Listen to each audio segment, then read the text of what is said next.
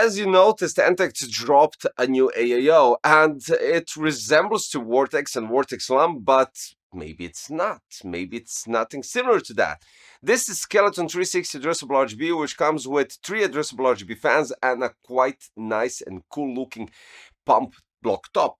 Because, well, let's be honest, I've seen the comments for the Vortex and Vortex Lump, and it did attract loads of comments regarding the visual aspect of the pump block top, right? So this one has that specific visual design that is just quite appealing, specifically with the aluminum block, aluminum top design that has the ANTEC logo, and just that I don't know how to describe the LED circle because it's not a perfect shape, but regardless of that, today we're going to take a look at the Skeleton 360 addressable RGB in a FluxN case, which you saw yesterday, but today we're going to go and dedicate the video specifically for this AIO because I really wanted to check it out, really wanted to give it a specific video because it's a new AIO and to see how it performs compared to Vortex and Vortex Lump, just to give you an idea.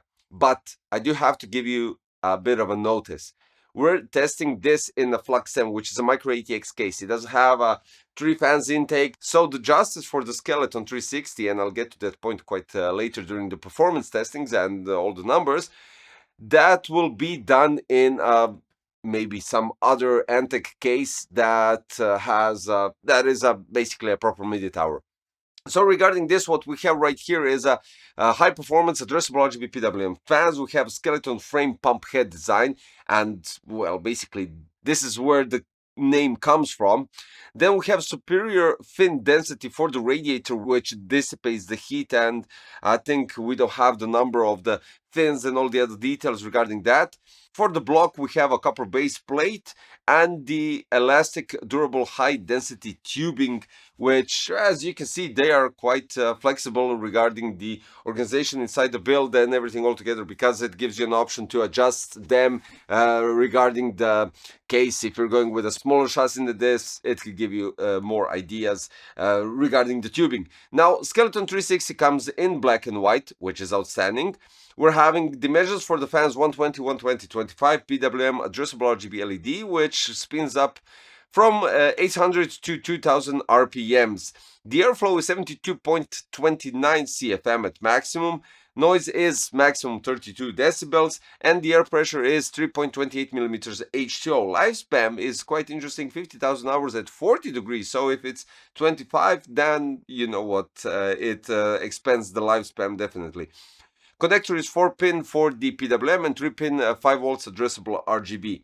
Radiator dimensions 397, 120, 27. Aluminium and polycarbonate. Polycarbonate is most likely the tubing.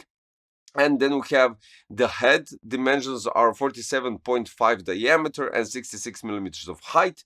Connector 4-pin PWM for the pump and 3-pin 5 volts addressable RGB for the LED. Water pressure is 1.4 meters and we have flow rate at above 1300 milliliters per minute.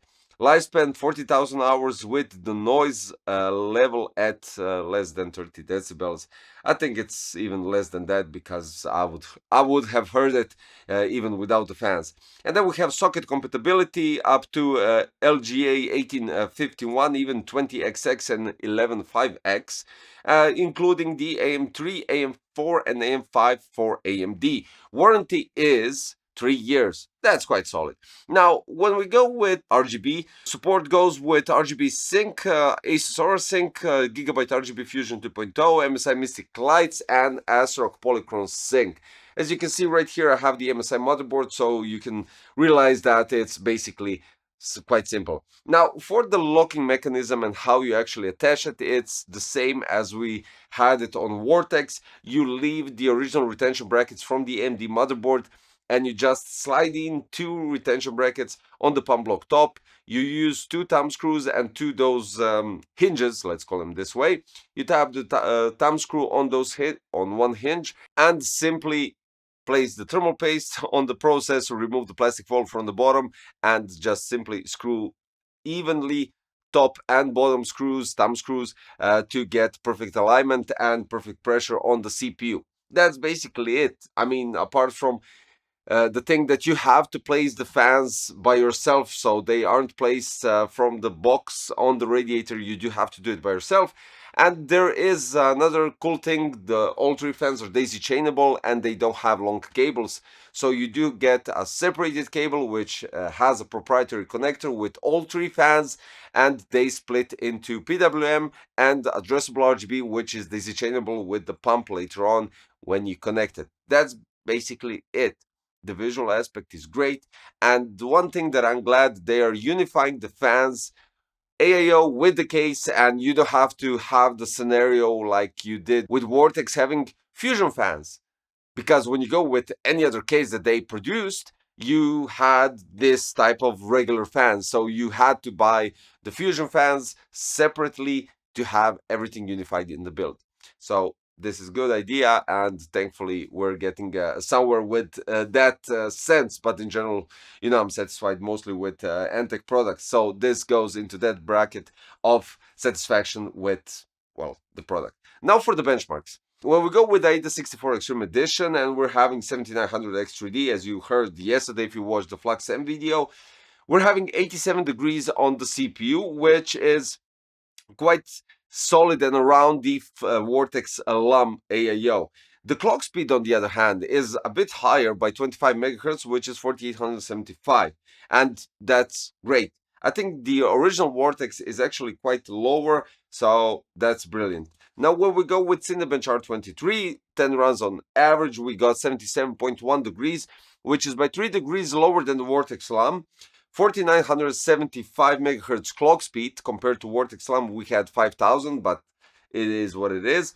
And then when we go with Cinebench score, Vortex Alum had 26,808, I think somewhere around that. Vortex had 26,500 and maybe something smallish. And then we have the Skeleton 360 with 26,453. Now, difference between Skeleton and Vortex is minor, because these scores can fluctuate a bit, and I would give those 50 points from Cinebench the benefit of a doubt. So it could happen with Skeleton to jump for 50 points, and then the Vortex can go lower by 50 points. But the Vortex Slam really did go like 300 points up on top, and this is what I mentioned at the beginning of the video, that I'll give this AIO benefit of a doubt and check it out again, but I'm not going to do a dedicated video. You'll see the results in the future cases from ANTEC and similar stuff like that. We'll see the scores in that video, of course, with the same processor. So that'll be quite interesting to check out and to see how will it perform. But so far, above average, great performance, great visual aspect. We have it in black and white, which is great. You can now pair it up completely with your whole build and your setup, do whatever you want, still have an outstanding visual aspect.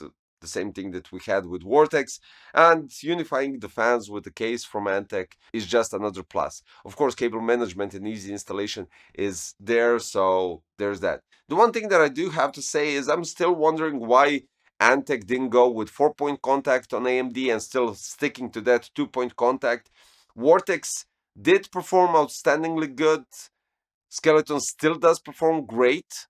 Could be better, but yeah, one of those things that I would like to see if they could eventually, in some new AIO instances, go with 4-point contact on the processor, giving us maybe even better performance with that proper contact on the CPU. It is what it is. We'll just have to wait and see what comes next in 2026.